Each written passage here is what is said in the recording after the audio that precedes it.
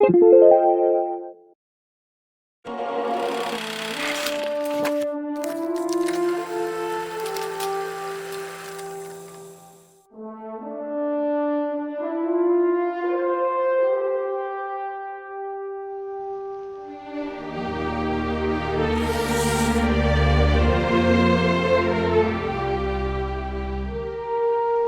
going into Company of Heroes 3, we knew we wanted to make a big splash with our campaign, and so we thought, a dynamic campaign map that's replayable.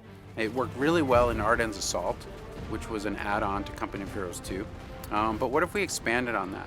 And so what we did was we asked our players, we asked our community council, we asked in surveys, would you be interested in a dynamic campaign map?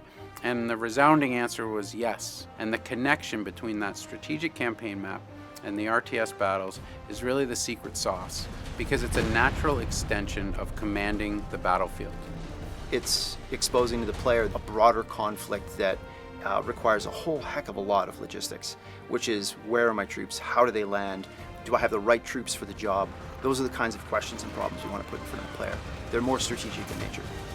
I think the thing that the players will like most is just the agency of being able to customize their army, and if they want to go all Air Force, they can choose to build a whole bunch of Air Force and bring those effects on the campaign map, bring those effects into mission.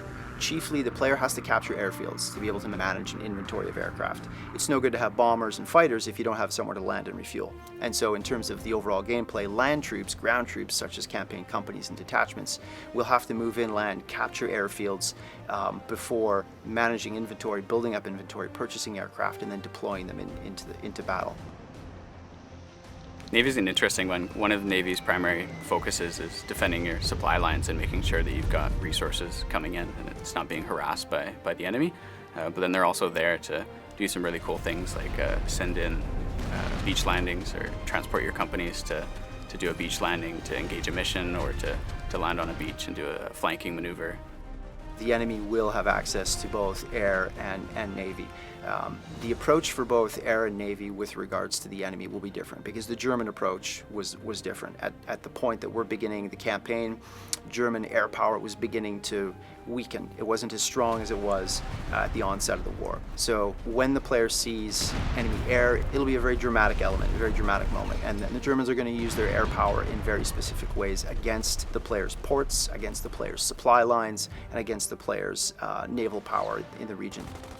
Partisans on the campaign layer as a strategic resource perform actions that would normally take more resources for a conventional force to perform. Likewise, Partisans are able to do things that break the borders of activity. So for me to move a campaign company across an enemy border requires supply, requires reconnaissance. Partisans, they don't need all that kind of stuff. They can cross borders and get in places where the Allied troops can't in a conventional fashion. So they can sabotage, they can delay or otherwise confuse enemy units. They're very much an asymmetrical fighting force. My favorite thing with the campaign map right now is just seeing all the systems come together and the way it feeds into the mission. You're customizing your army, you're setting them up on the campaign map, you're getting to skirmishes, and then all that's affecting the missions, and the result of the mission coming out affects the way the campaign map's going to play going forward. So we have over 10 different kinds of skirmishes that you'll go in based on where you met on the campaign map.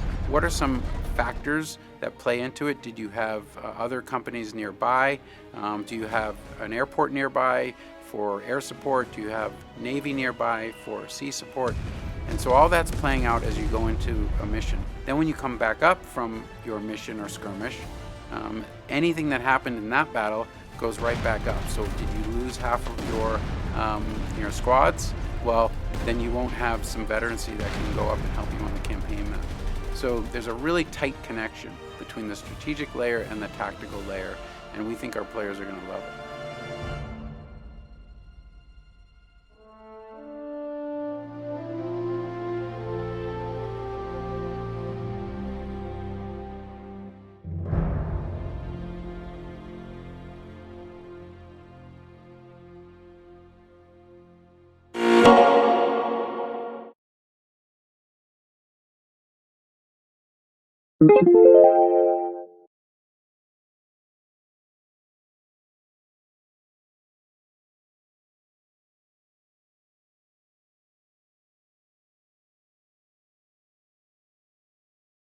gamesplay.org.